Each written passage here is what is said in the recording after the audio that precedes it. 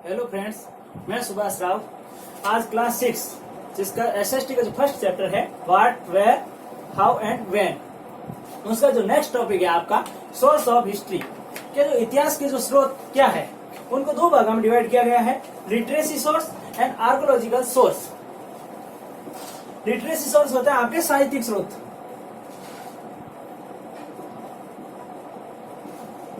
और आर्कोलॉजिकल होता है पुरातात्विक।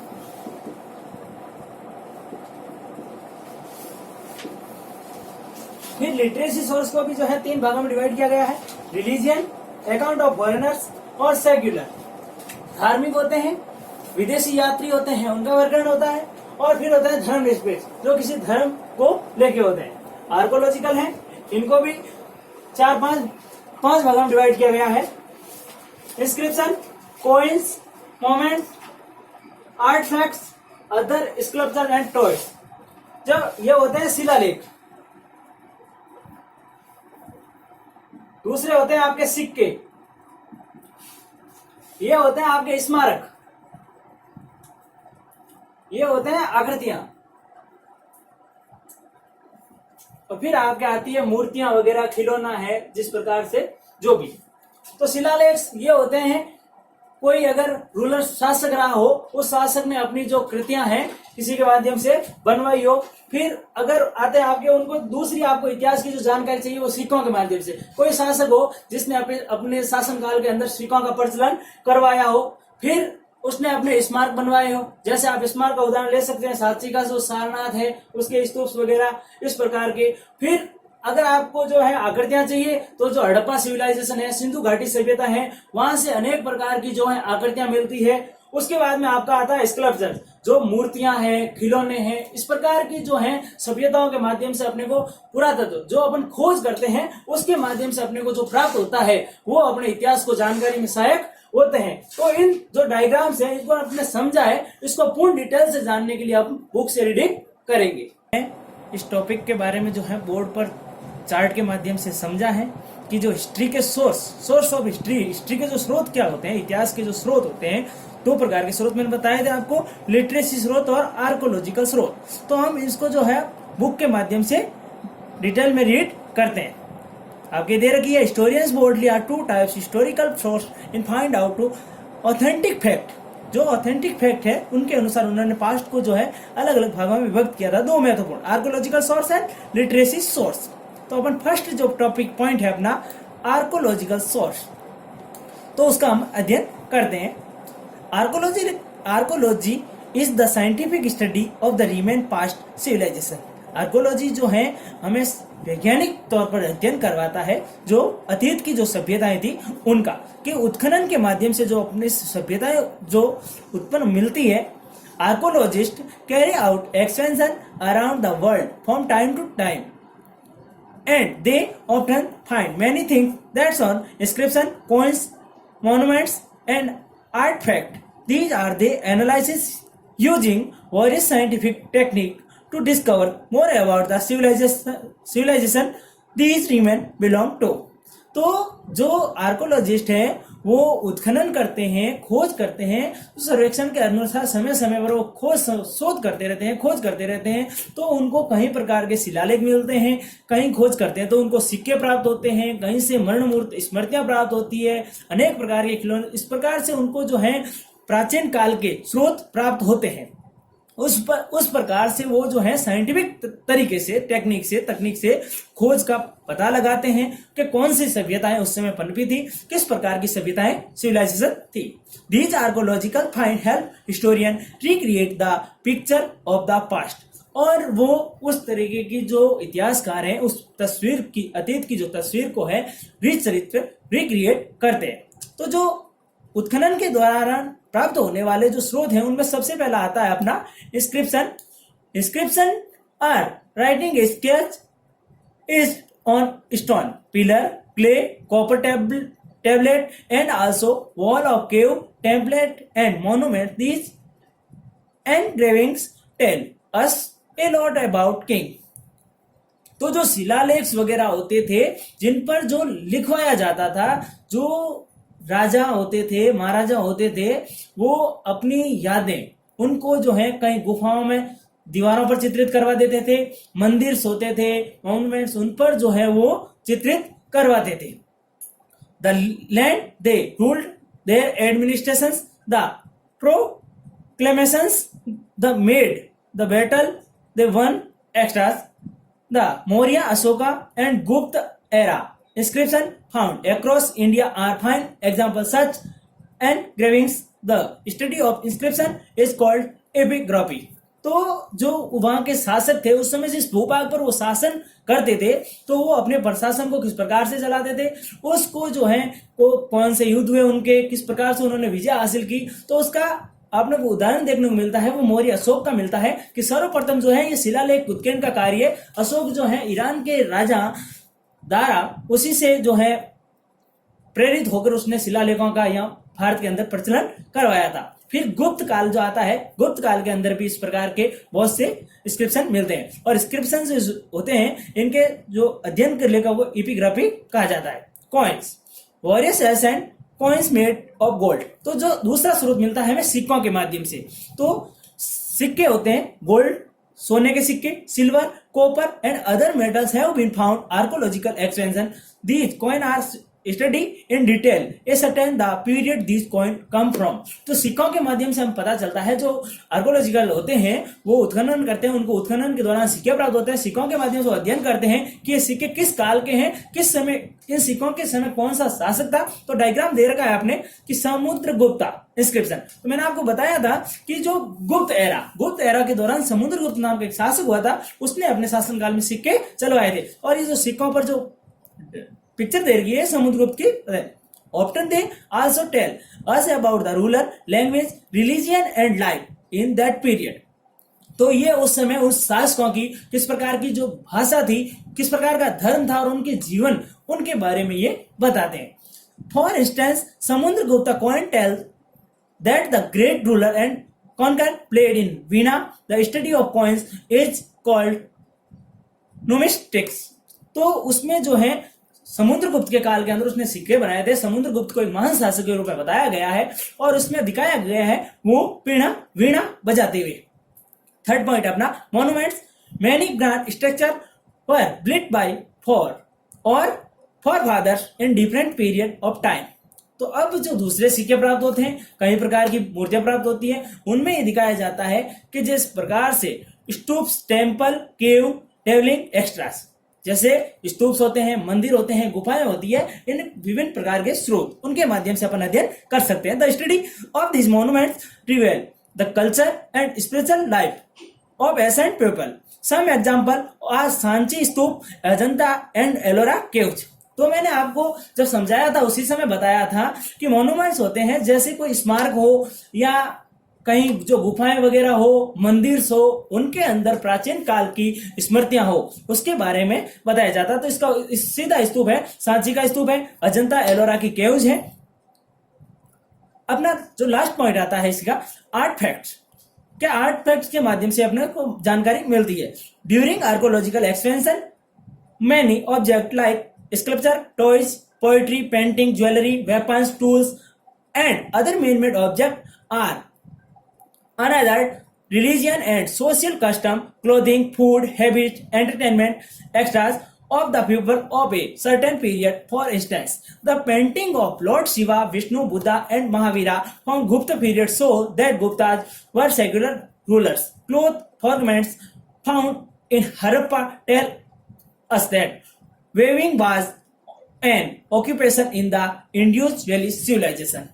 तो जो आर्ट्स क्राफ्ट है ये, जिसमें इसमें आपके मूर्तिकला हो सकती है, खिलौने हैं, पोइट्री है, पेंटिंग है, ज्वेलरी, वेपन्स, अनेक प्रकार के टूल जो मैन मेड मानव द्वारा निर्मित होते थे, वो such object they called in artefacts. They are fact valuable information. ये हमें महत्वपूर्ण सूचनाएं प्रदान करते हैं कि उस समय किस प्रकार का धर्म था, सोशल कस्टम, सामाजिक वेशभूषा किस प्रकार थी, वो किस प्रकार कपड़े पहनते थे, फूड हैबिट्स, उनके खाने का जो है किस प्रकार होती, वो सारे जो एंटरटेनमेंट के क्या स्रोत थे, उन सारे स्रोतों के माध्यम से पता चलता है। इसका महत्वपूर्ण उदाहरण है पेंटिंग, जो शिवा, विष्णु, बुद्ध, महावीरा की जो पेंटिंग से उनके माध्यम से चलता है, और ये गुप्त पीरियड के दौरान देखने को मिलती है। और इसके जो सीधे उदाहरण है ऑक्यूपेशन व्यवसाय है वो इंड्यूस वैली सिविलाइजेशन, जो सिंधु घाटी सभ्यता है उनके माध्यम से पता चलता है कि किस प्रकार की जो है उस समय ऑक्यूपेशन थे, व्यवसाय के स्रोत थे। तो ये सारे आपके दे रखे हैं। हड़प्पा की एक चित्र दिखाई दे रहा है कि वो पेंटिंग गुफाओं में किस प्रकार से जो पेंटिंग्स की जाती है और फिर किस प्रकार के बताए गए हैं। तो अपना लिटरेसी सोर्स, जो सोर्स ऑफ हिस्ट्री का ही पार्ट है, लिटरेसी सोर्स के जो साहित्यिक स्रोत हैं वो किस प्रकार से अपने को इतिहास की जानकारी प्रदान करते हैं। Hand written records of event and culture more are called manuscripts. जो हस्तलिखित जो दस्तावेज हैं घटनाओं के, जो संस्कृति के, वो मनुस्मृति कहलाते। इन ancient time people did not have a paper two right on. वो जो प्राचीन समय में लोग हैं जो अपने दस्तावेज को रिटर्न करते थे, they wrote a record of their life and time by writing on various surfaces such as rocks, dried bricks of tree, भोजपत्र, metal plates and palm leaf। तो उस समय जो पेपर वगैरह नहीं थे, जब वो अपने रिकॉर्ड्स हैं या तो किसी चट्टान पर बना देते थे, ड्राइस ब्रेक्स, ट्रीज, उनको जो पेड़ मिलते थे, फिर मेटल्स की जो प्लेट्स होती थी उन पर बना देते थे, पाम लीव्स जो पत्ते होते थे उन पत्तों पर ही अपने लेख छाप देते थे। जैसा आपको डायग्राम दिखाया जा रहा है, इस डायग्राम के माध्यम से आप समझ सकते हैं। Several rare manuscript are preserved in museum, temples and archaeological libraries across the world. तो इस प्रकार से जो है मनुस्मृति पूर्ण रूप से फैल चुकी है। म्यूजियम में आपको मिल सकती है, टेम्पल्स हो वहां आपको जो है मंदिर पे कहीं बड़े बड़े पत्थर लगे हुए होते हैं, वहां जानकारी लिखी हुई होती है, उनको आप देख सकते हो। फिर जो है आर्कोलॉजी पुरातात्विक जो लाइब्रेरी होती है पूरे विश्व के माध्यम से अपन पता कर सकते हो। इस प्रकार से उनका धीरे धीरे प्रसार हुआ और अपने इतिहास की जानकारी।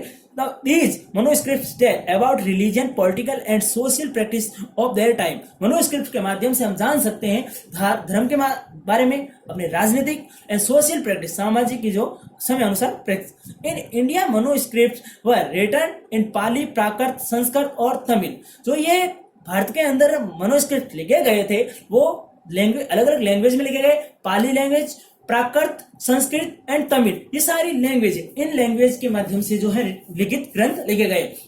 फॉर एग्जाम्पल समझे तो Ramayana written in Sanskrit, while south India text like in Silappatikaram was written Tamil, Buddhist scripts were written in Pali and Prakrit language. Ramayana है वो संस्कृत में लिखी गई है, फिर शिल्प दिक्रम जो है अपने तमिल में लिखा गया है, साउथ का है जो, फिर बुद्ध का जो ग्रंथ है वो पाली एंड प्राकृत लैंग्वेज में लिखे गए हैं। Literacy source that give information about Indian history can be divided into religion, secular and foreign account. तो जो लिटरेसी साहित्यिक स्रोत है उनको भी जो अपने मेथड जानकारी साझा करने के लिए हिस्ट्री ने डिवाइड कर दिया है, बांट दिया है इतिहासकारों ने। धर्म के आधार पर सेक्युलर धर्म, धार्मिक और धर्म, तो तीसरे हैं फॉरेन अकाउंट जो विदेशी, जैसे बाहर का कोई विदेशी अपने यहाँ आता है किस प्रकार से करता है। फर्स्ट अपना आता है रिलीजन लिटरेचर, जो धार्मिक साहित्य। This text shed light on the religion belief of or annexer beside telling about their political, economic, social and cultural life. For instance, the Vedas tell us how the Aryan come India। तो जो religion धर्म के आधार पर जो ग्रंथ दिए गए हैं, उपनिषद है, अनेक प्रकार के ग्रंथ है, वेद है, तो वो अपने को धर्म के बारे में जानकारी देते हैं। धर्म और धार्मिक सभी प्रकार की जानकारी प्रदान करते हैं। राजनीतिक हो चाहे इकोनॉमिक्स हो, आर्थिक हो, वो सारे सामाजिक संस्कृति, इन सब के बारे में जो है अपने को जानकारी वेदों के माध्यम से प्राप्त होती है। जब आर्यंस भारत में आए थे, Hindu, Buddhist, Jain text provide valuable information about ancient India history. तो जो हिंदू, बुद्धिस्ट और जैन जो ग्रंथ है वो भी अपने को महत्वपूर्ण जानकारियां प्रदान करते हैं प्राचीन भारत की। हिंदू टेक्स्ट में आपके the four Vedas, Rigveda, Samaveda, Yajurveda and Atharvaveda, Upanishad है, आरण्यक है, पुराण, श्रुति, रामायण, महाभारत, इस प्रकार से विभिन्न जो हिंदू ग्रंथ है वो अपने को ऐसी जानकारी प्रदान करते हैं। बुद्धिस्ट ग्रंथ, बौद्धिस्ट जो ग्रंथ है आपके टेक्स्ट, त्रिपिटक है, जातक है, देवास में महावंश एंड आर्य मंजूश्री, नोलकपाला एक्स्ट्रैक्ट्स। तो ये जो बौद्ध ग्रंथ है वो बौद्ध धर्म के बारे में बताते हैं। फिर आपका आता है जैन टेक्स्ट। जैन ग्रंथ जो है आपको अंश के माध्यम से पता चलता है, जैन जो है वो अंश के अंदर लिखे गए हैं। फिर आपका सेकंड पॉइंट आता है secular literate. Many other writing were done on various non-religious subjects such as law, medicine, politics that are categorized as a secular literate। तो जो धर्मनिरपेक्ष जो साहित्य है वो कई प्रकार के आदर्श लिखे गए हैं, उनको कानून संबंधी, मेडिसिन चिकित्साएं, पॉलिटिक्स राजनीतिक, अलग अलग प्रकार के जो है धर्म साहित्य में बांटा गया। एज एन एग्जाम्पल, चाणक्य अर्थशास्त्र। आप सब जानते हैं मौर्य काल में चाणक्य से भली भांति परिचित होंगे कि चाणक्य जो है चंद्रगुप्त के समय हुआ था और वो चंद्रगुप्त के प्रधानमंत्री थे दरबार में। Expound in economic, political, social and military philosophy of the Mauryans. तो चाणक्य अर्थशास्त्र के अंदर वहां की अर्थव्यवस्था के बारे में पता चलता है, वहां की राजनीति और सामाजिक और फिर मिलिट्री फिलोसफी जो सैन्य उसके बारे में अपने को पता चलता है। Chronicle, poem, play, memory are also classified under secular literacy source. They play Mudra Rakshas by Visakha Dutt describe the Maurya victory over the Nans। तो फिर उसको जो है अपने धर्म के अनुसार सोर्स को स्थापित किया। प्ले मुद्रा राक्षस बाय विशाखा दत्त, जिसने वर्णित किया था मौर्य विक्ट्री जो नंदों के ऊपर हुई थी। मौर्य ने नंदों का शासन हासिल कर लिया था। Chronicles are written record of event that are described in other happened Kallan Rajatarangani traced in history of Kashmir। Similarly, Abul Fazl आईने Akbari record of ruler of Akbar. तो फिर अपन को क्रॉनिकल्स के माध्यम से पता चलता है, घटनाओं का जिक्र मिलता है कि कल्लन एक इतिहासकार हुए थे जिन्होंने अपनी पुस्तक राजतरंगणी के अंदर कश्मीर की विजय को बताया। उसी प्रकार मुगल शासक अकबर हुआ था, अकबर के ही एक दरबारी थे अबुल फजल जिन्होंने आईने अकबरी दस्तावेज तैयार किया था। फिर अपना थर्ड पॉइंट आता है अकाउंट ऑफ फॉरेनर। अब विदेशी जो खाते, विदेशी यात्री आते थे यहाँ ट्रेवल करने और वो भारत में जिस प्रकार से रहते हैं और यहाँ की जानकारी इकट्ठे करते, उसके बाद में वो अपने ग्रंथों में लिखते, अपनी अपनी अलग अलग बुक्स लिखते। Many foreign traveller visit India in different point of time in history. तो कहीं बहुत सारे विदेशी यात्री भारत में समय अनुसार आते रहे और वो भारत में खोज की। Some these foreigner wrote detail account of the kingdom they visited. और उन्होंने कई सारे शासकों की यहाँ विजिटेड की, यात्राएं की। मेगस्थनीज जो चंद्रगुप्त के समय आया, ये ग्रीक का राजदूत था। wrote done impressed about the political, social and economic condition under the Maurya in his book indica. तो वो यहाँ की जो प्रशासन थे उससे काफी कुछ प्रभावित हुआ और उसने यहाँ की राजनीतिक, सामाजिक और आर्थिक स्थितियों के बारे में जानकारी दी। तो उसने अपनी एक पुस्तक लिखी थी इंडिका, मेगस्थनीज ने। Chinese traveller Faxian and Xuanzang wrote great detail about the kingdom visited their travel in India। तो चाइनीज यात्री थे फाइयान और जोंग, तो जिन्होंने भी भारत के अंदर यात्राएं की और अपनी जानकारी दी। फिर आपका आता है अल-बिरूनी जो अरब का यात्री था, उसने भी अपनी 11वीं शताब्दी के अंदर बहुत ही गहरी जानकारी अपने ग्रंथ के अंदर बताई। और अल-बिरूनी ने जो 11वीं शताब्दी के अंदर जो अपनी बुक लिखी थी वो थी किताब-ए-उल-हिंद।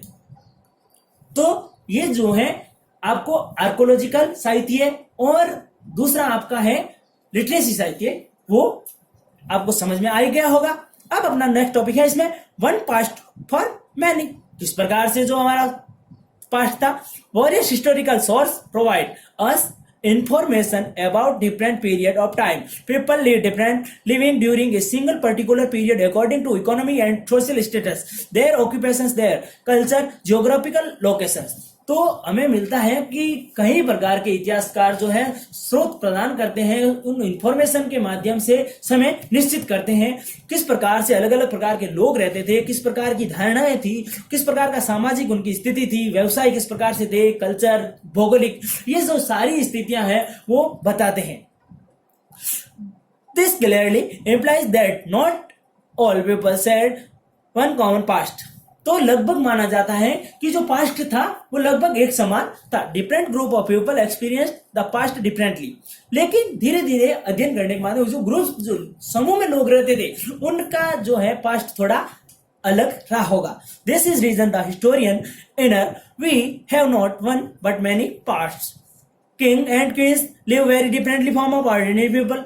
और जो राजा और रानी होती थी वो जो अन्य लोग थे उनसे थोड़े भिन्न होते थे, अलग तरीके से रहते थे, अपना जीवन यापन करते थे, उनकी सुविधाएं बेहतर होती थी। Traders had different life than से पोर्टर्स और farmer. People in city led very different live than those in village and forest. तो अब जो दूसरे व्यापारी होते थे वो पोर्टर्स और किसानों के माध्यम मध्य उनमें थोड़ा अंतर होता था, क्यों, वो व्यापारी थे, उनसे सारी वस्तुएं खरीदते और वो अपना सुखी जीवन जीते, तो उनमें भी अंतर होता था। फिर गांव नगर इनमें भी थोड़ा अंतर होता था, जैसे गांव के नगर जो निवासी है वो अच्छे तरीके से रहते थे और जंगलों के थोड़े अलग होते थे। Thus most of the historical records describe the live and achievement of very small section of people. Since ordinary people did not keep a record of their life, we can only form an idea about their life through archaeological source. तो इससे हमें पता चलता है कि इतिहासकारों के record के माध्यम से जो वर्णन मिलता है कि किस प्रकार से लोग रहते थे, किस प्रकार की उन लोगों ने उपलब्धियां हासिल की, वो बहुत ही छोटे तौर पे बनाया गया। Section of people since ordinary people not keep a record in their lives, वो अपने रहने के लिए जिस प्रकार के रिकॉर्ड दस्तावेज, जैसे बहुत से कम लोग जो हैं देखने को मिलता है कि अपने रिकॉर्ड्स तैयार नहीं कर पाते, लेकिन फिर भी हम एक आइडिया लगा सकते हैं, जो आर्कोलॉजिकल होते हैं वो स्रोतों के माध्यम से पता लगा सकते हैं कि किस प्रकार का जीवन शैली रही होगी। तो आप सबको ये चैप्टर आसानी से समझ में आ गया होगा।